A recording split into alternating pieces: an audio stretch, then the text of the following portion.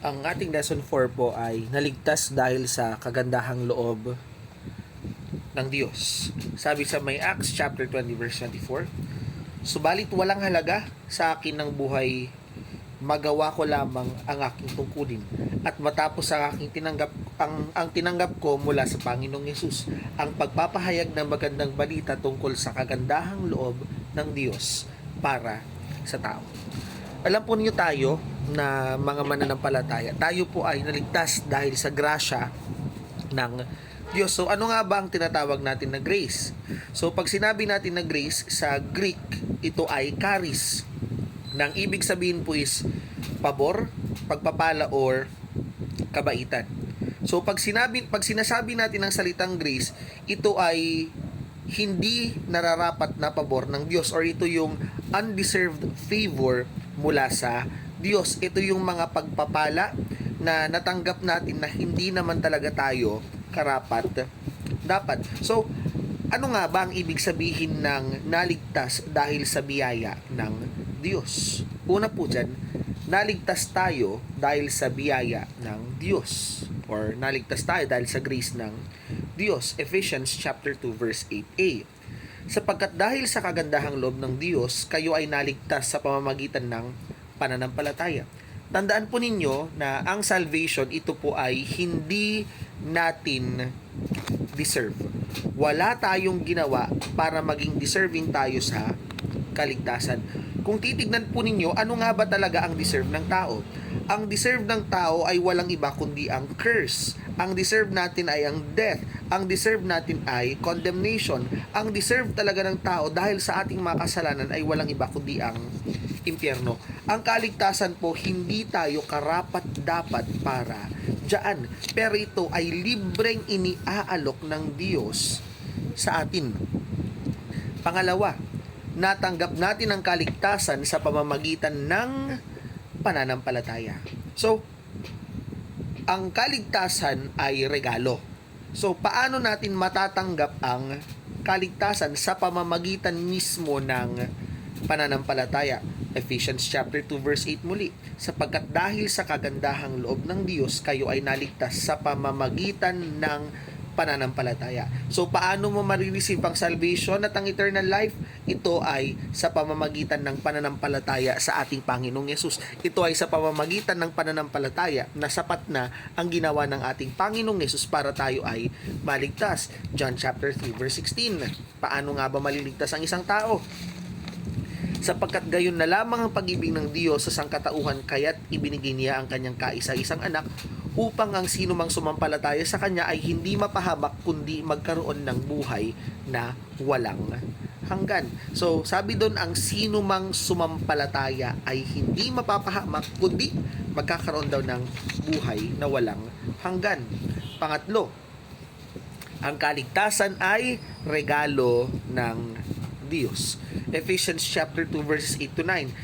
Sapagkat dahil sa kagandahang loob ng Diyos, kayo ay naligtas sa pamamagitan ng pananampalataya, at ito'y kaloob ng Diyos at hindi mula sa inyong sarili. Sa ibang translation, it is a gift from God. So, pag sinabi natin na regalo, ang regalo hindi yan binabayaran.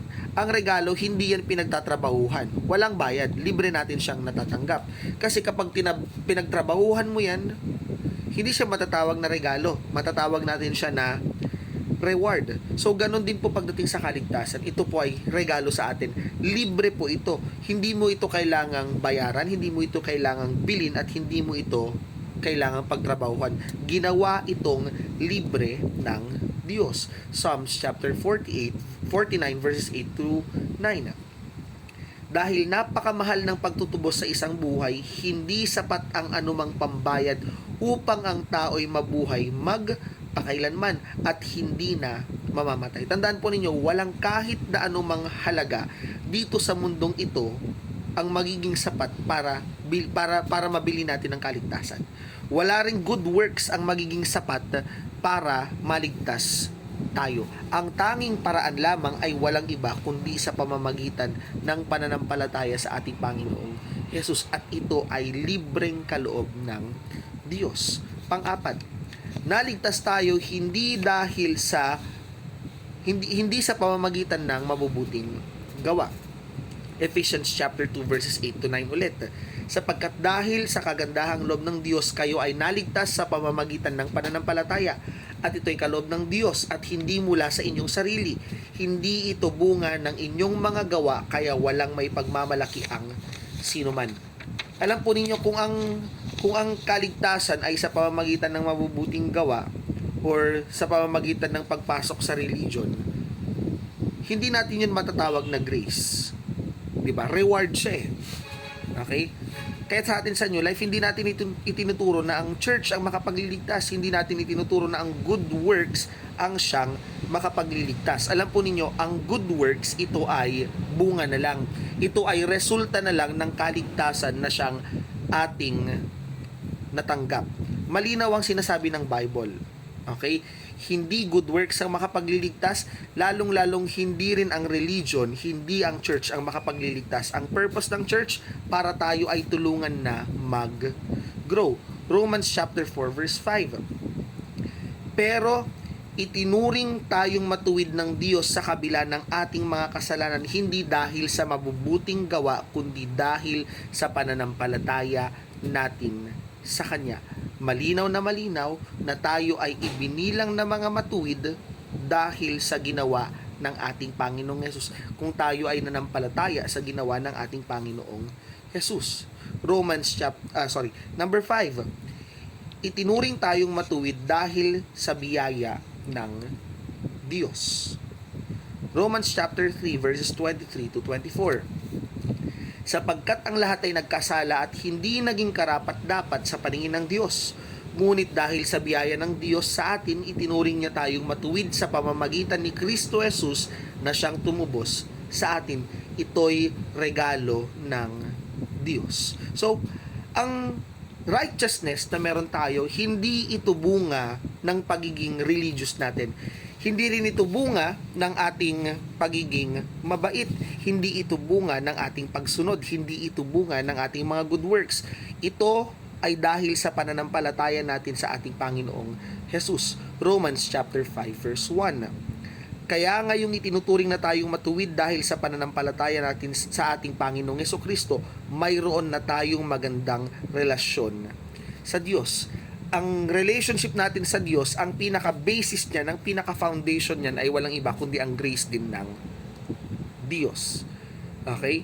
Without God's grace, hindi tayo mare-restore. Without God's grace, hindi magkakaroon ng reconciliation between man and God. 2 Corinthians chapter 5 verse 21. Hindi nagkasala si Kristo, ngunit alang-alang sa atin siya'y itinuring na makasalanan upang sa pakikipag-isa natin sa Kanya ay maging matuwid tayo sa harap ng Diyos. Makikita ninyo ang ating Panginoong Hesus, sinless siya. Pero dahil mismo sa grasya ng Diyos, kahit sinless ang ating Panginoong Hesus, ay still ibinigay niya ang kanyang buhay para sa atin at itinuring siyang makasalanan para sa atin. Wala tayong ginawa. Lahat ng ito ay dahil sa ginawa ng ating Panginoong Hesus.